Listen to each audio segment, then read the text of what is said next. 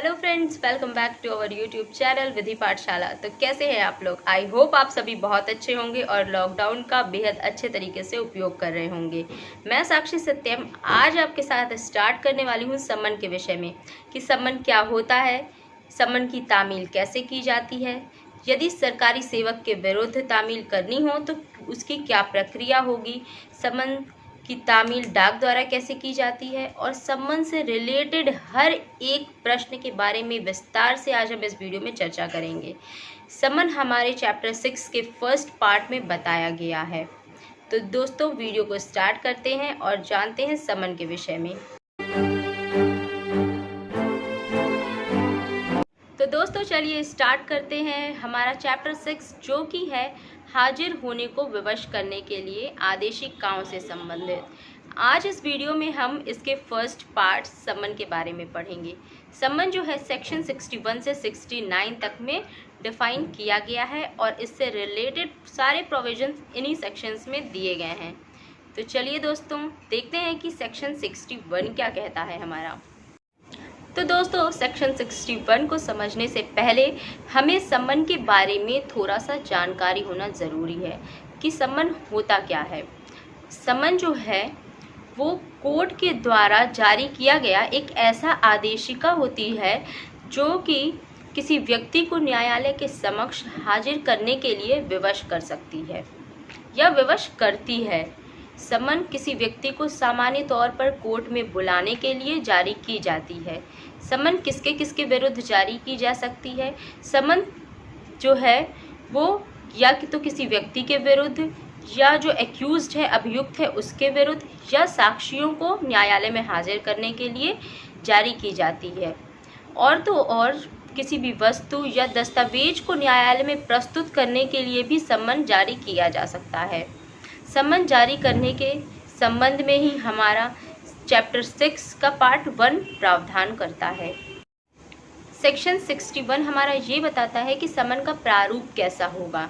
समन जो है वो लिखित होगा, 2 प्रतियों में होगा और इस पे न्यायालय के पीठासीन अधिकारी के हस्ताक्षर होंगे और साथ ही साथ न्यायालय की मुद्रा भी इस पर लगी होनी चाहिए। ये बताता है हमारा सेक्शन 61।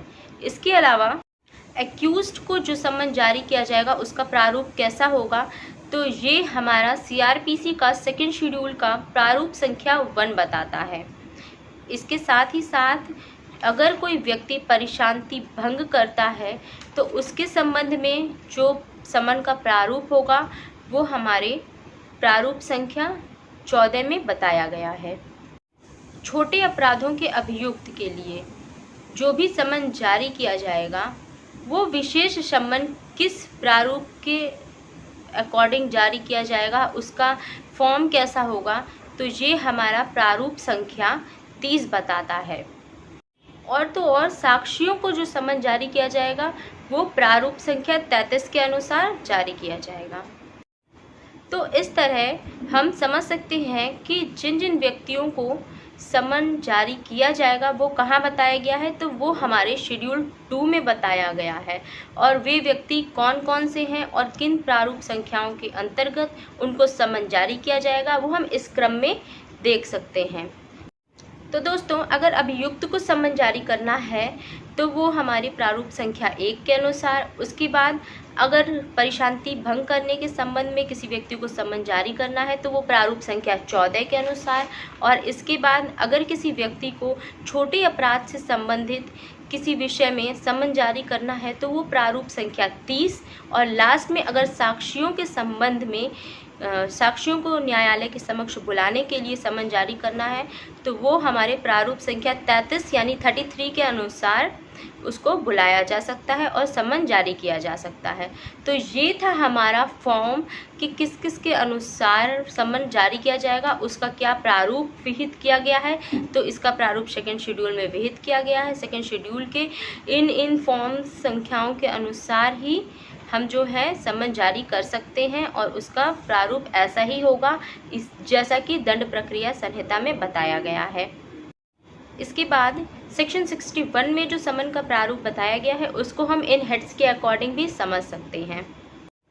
तो सबसे पहले हमारा आ जाता है कि ये लिखित होना चाहिए और स्पष्ट रूप में बताया गया होना चाहिए कि किस स्थान पे, किस तारीख, किस दिन को उस अमुक व्यक्ति को न्यायालय के समक्ष उपस्थित होना है।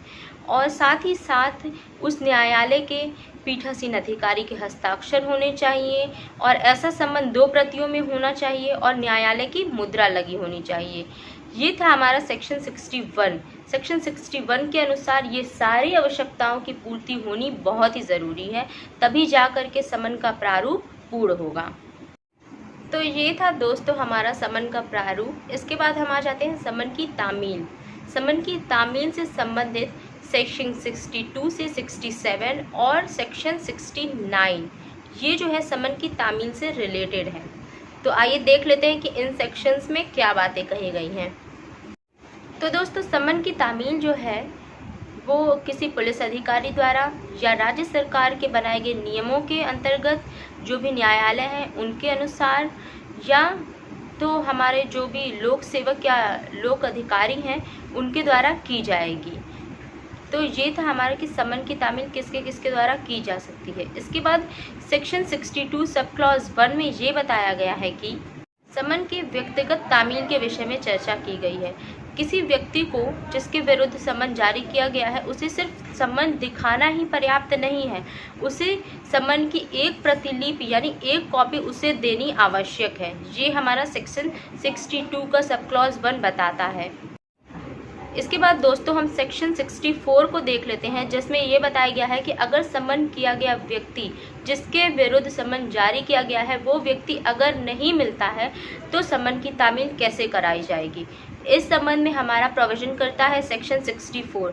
सेक्शन 64 ये बताता है कि अगर जिस व्यक्ति के विरुद्ध समन की तामील की गई है वो व्यक्ति अगर नहीं मिलता है, ढूंढने पर कितना भी प्रयास करने पर अगर भी व्यक्ति नहीं मिल पाता है तो उसके परिवार के किसी भी वयस्क और किसी भी ऐसे जिम्मेदार पुरुष को वो समन की तामील कराई जाएगी जो न्यायालय द्वारा जारी की गई है। लेकिन हाँ, एक बात ध्यान रखना है कि कोई भी नौकर इसके अंतर्गत नहीं आता है।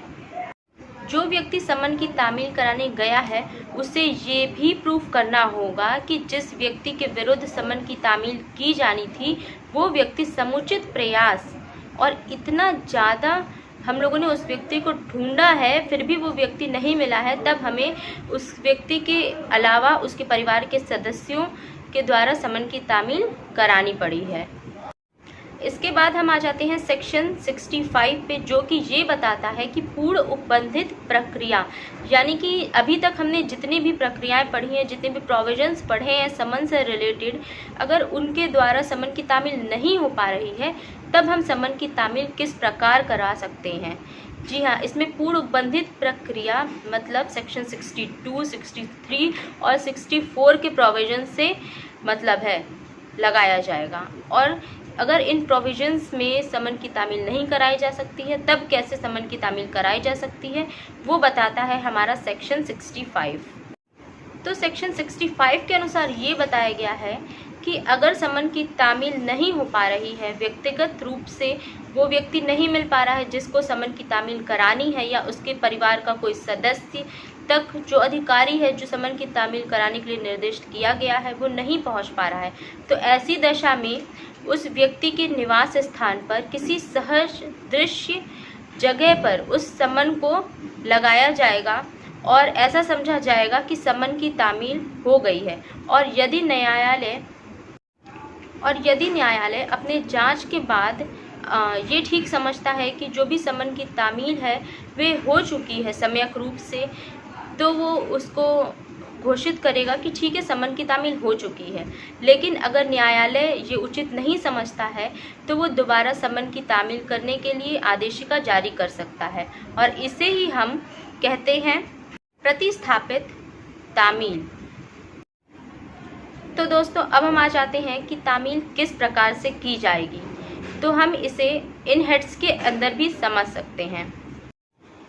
तो दोस्तों CRPC यानी दंड प्रक्रिया संहिता में 5 हेड्स में बताया गया है कि समन की तामील किन किन लोगों को की जा सकती है, जिसमें से पहला है हमारा व्यक्तियों को समन की तामील, जो कि सेक्शन 62 में बताया गया है। इसके बाद हम आ जाते हैं निगमित निकाय और सोसाइटियों पर समन की तामील। ये हमारा सेक्शन 63 के अंतर्गत बताया गया है। इसके बाद हमारा थर्ड पॉइंट है सरकारी सेवक पर तामील। ये हमारा सेक्शन 66 में बताया गया है। इसके बाद सेक्शन 67 आ जाता है, जिसमें बताया गया है कि स्थानीय सीमा के बाहर समन की तामील कैसे की जा सकती है। और लास्ट है हमारा कि साक्षियों को समन की तामील, जो कि सेक्शन 69 में बताया गया है। और साक्षियों को डाक द्वारा भी समन की तामील की जा सकती है। ये हमारा सेक्शन 69 बताता है।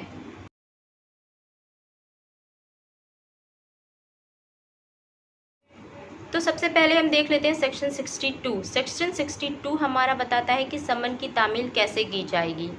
सेक्शन 62 में ये बताया गया है कि कोई भी पुलिस अधिकारी या राज्य सरकार द्वारा जो भी नियम बनाए गए हैं उसके अधीन जो न्यायालय आते हैं उसके किसी भी अधिकारी द्वारा समन की तामील करवाई जा सकती है और किसी लोक सेवक के द्वारा समन की तामील करवाई जा सकती है। ये प्रावधान हमारा सेक्शन 62 में किया गया है। अब हम आ जाते हैं सेक्शन 63 पे, जो कि ये बताता है कि निगमित निकाय और सोसाइटियों पर समन की तामील कैसे की जाएगी। तो इसके अंतर्गत ये बताया गया है कि किसी भी निगम पर अगर समन की तामील करनी है तो वो उसके किसी अधिकारी या सचिव या किसी प्रधान अधिकारी के द्वारा उसकी तामील की जा सकती है। किसकी तामील? समन की तामील। किसके द्वारा? अगर किसी भी निगमित निकाय या सोसाइटी के पर करनी है तो वो जो है इन हेड्स में ही की जाएगी। अब आ जाते हैं हम सेक्शन 64 पर। जब समन किया गया व्यक्ति नहीं मिलता है तब तामील कैसे करवाई जाएगी? तो उसके किसी भी परिवार के सदस्य के द्वारा जो कि वयस्क हो और पुरुष होना चाहिए, जैसा कि सेक्शन 64 में बताया गया है, उसके द्वारा समन पर तामील कराई जा सकती है। ये प्रोविज़न करता है हमारा CRPC का सेक्शन 64।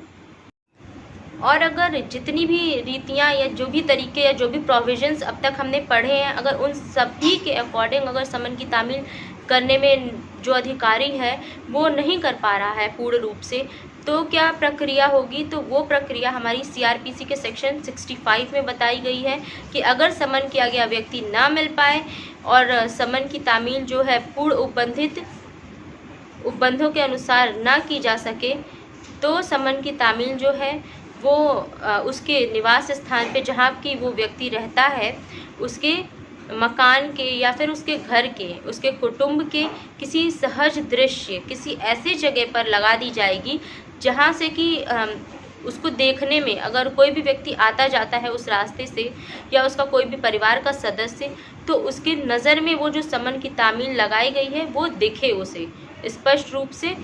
यहाँ पे इसीलिए इस शब्द का प्रयोग किया गया है, सहज दृश्य भाग पर लगाई जाएगी। तो ये था हमारा CRPC का सेक्शन 65। इसके बाद सेक्शन 66 जो है वो सरकारी सेवक पर तामील के विषय में उपबंध करता है।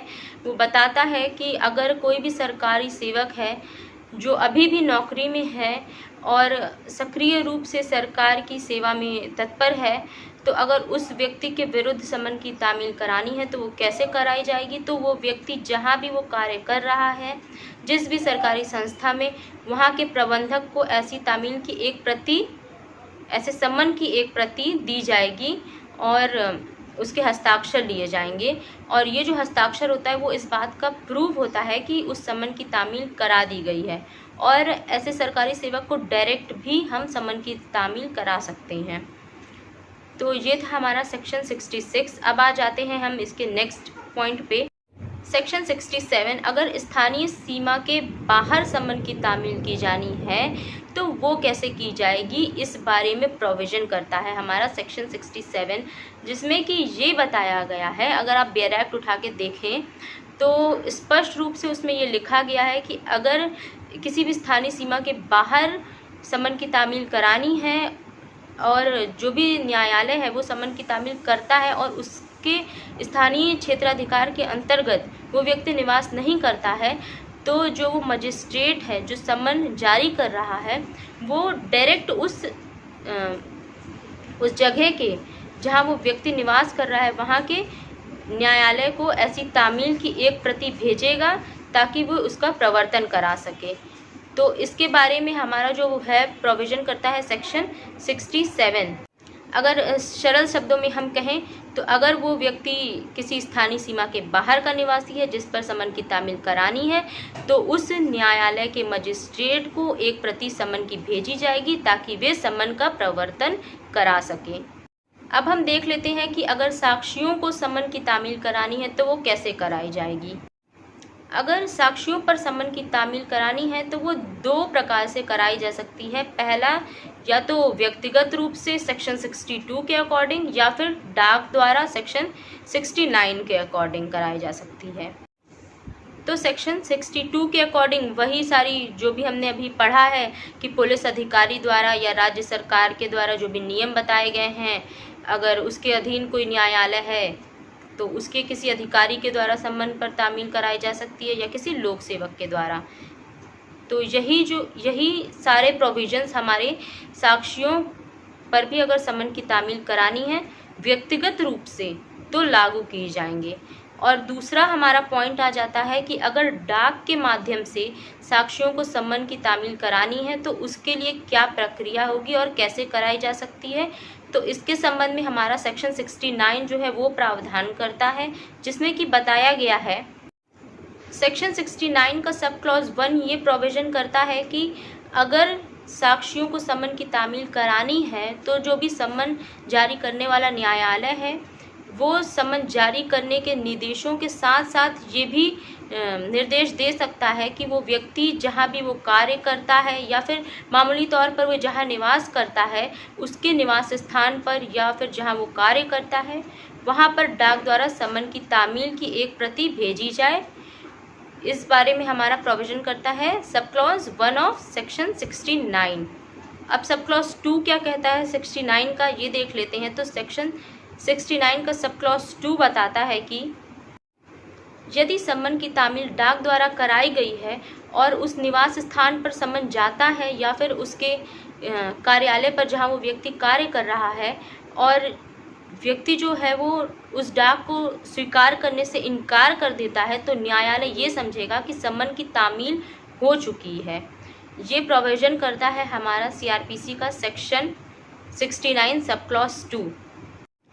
तो ये था हमारा समन कंप्लीट हुआ और आज हम लोगों ने देखा कि समन की तामील कैसे की जा सकती है, ये किस पर की जाएगी, समन क्या होता है, न्यायालय कैसे समन जारी कर सकता है, इसका प्रारूप कहाँ बताया गया है और CRPC में जो भी प्रोविज़न समन से रिलेटेड है वे इस वीडियो में हमने कवर करने की पूरी कोशिश की है। आई होप गाइज आप लोगों को ये वीडियो पसंद आई होगी और आप लोगों के लिए हेल्पफुल होगी। Thank you so much guys. Stay safe, stay home, bye bye.